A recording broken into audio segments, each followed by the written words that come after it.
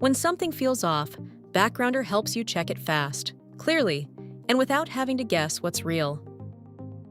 Start by pasting the message, uploading a screenshot, or describing what happened in your own words.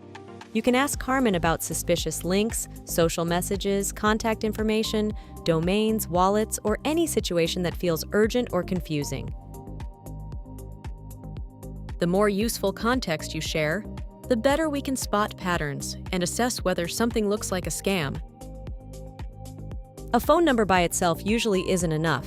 Include names, emails, and wallets when you can. Context is critical. Backgrounder retrieves contact details and cross-references them against commercial sources and our internal research database.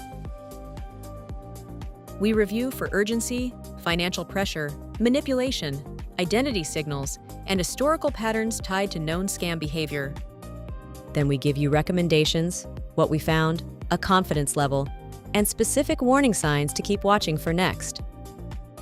If the risk looks real, you'll see clear guidance on what to do right away and where to dig deeper. And if you think you could lose money, don't wait. Click Chat with Backgrounder to talk with a security expert. A real person can help you remediate the threat, reduce exposure, and make the next safest move with confidence.